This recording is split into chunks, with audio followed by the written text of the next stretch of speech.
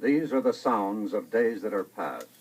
We record a new dimension of history, a scrapbook of sounds from 13 years of violence and achievement, part of the greatest mass adventure man has yet undertaken. A voice can cut through the hazy fog of time and bring yesterday's images sharply into focus.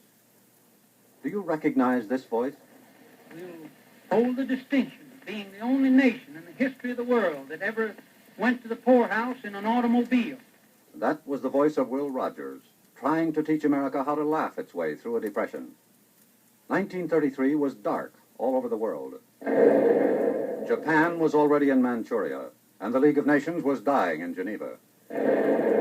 In Germany, the Reichstag fire was history. So was the Weimar Republic. In Italy, Benito Mussolini had translated a people's search for security into savage conquest. In rich, fertile America, fear and uncertainty lay heavy upon the land. Our greatest primary task is to put people to work. Franklin D. Roosevelt stood beside Chief Justice Hughes on the steps of the Capitol on that raw afternoon of March 4th, and a nation with 15 million unemployed listened. So first of all, let me assert my firm belief that the only thing we have to fear is fear itself. Nameless, unreasoning, unjustified terror, which paralyzes needed effort to convert retreat into advance.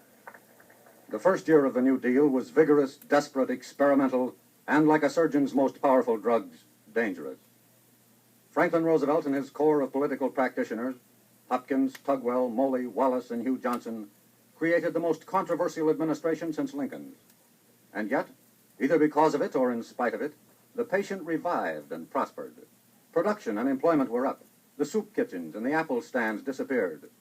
But a nervous America was still not sufficiently removed from panic to disregard completely the promises and plans of political soothsayers such as Townsend, Coghlan, and Huey Long.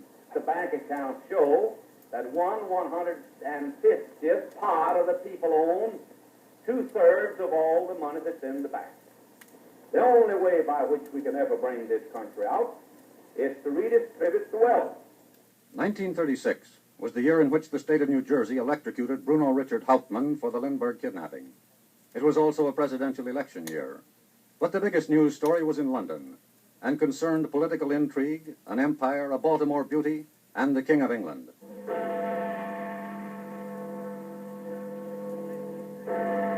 On the night of December 11th, as Big Ben tolled the hour, London cinemas were deserted, New York subways empty at their usual rush hour.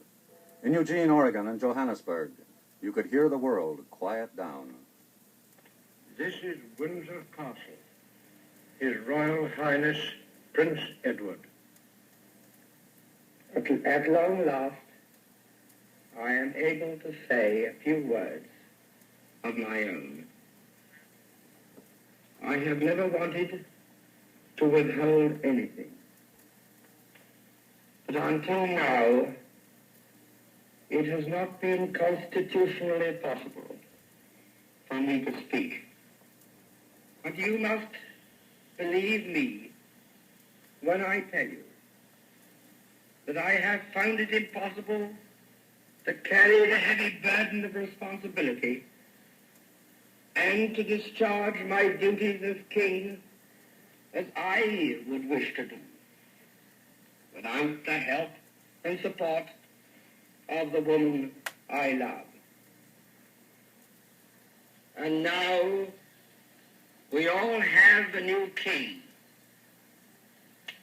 I wish him and you, his people, happiness and prosperity with all my heart.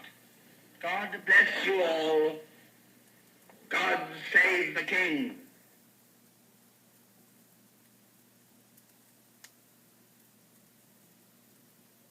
With the exception of the president, no one in American politics receives a larger paycheck than the mayor of the city of New York. From 1934 to 46, with the exception of the president, no one in American politics made more news than the irrepressible mayor of the city of New York, Fiorello H. LaGuardia. Yes, I have the proof that my kind of city government is the kind of city government the people of our city want. Isn't it grand? There isn't a single solitary county chairman of either party who is in favor of my administration.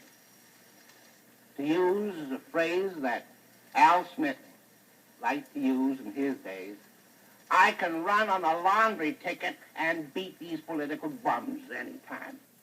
By the summer of '36, time was running out on the New Deal's first term. Now the honeymoon was over. Vital segments of the once strongly pro-New Deal press asked for an end to the pump priming and supported the Republican nominee, Governor Alf Landon. Some called him a Kansas Coolidge. I believe that a man can be a liberal without being a spendthrift. At Franklin Field in Philadelphia, to the cheers of more than 100,000 supporters, Franklin D. Roosevelt accepted his party's second call and began a political campaign that was to win him every state but two. To some generations, much is given. Of other generations, much is expected. This generation of Americans has a rendezvous with destiny. American labor had made many a long stride under the New Deal and was now big business. Its leaders, the Greens, the Lewises, the Hillmans, were, like their counterparts in management, major political powers. By 1935, John Llewellyn Lewis had increased the membership of his United Mine Workers to almost 500,000, had bolted the AFL and formed the CIO. And on Labor Day of '37, he laid the lash of his biblical oratory upon FDR.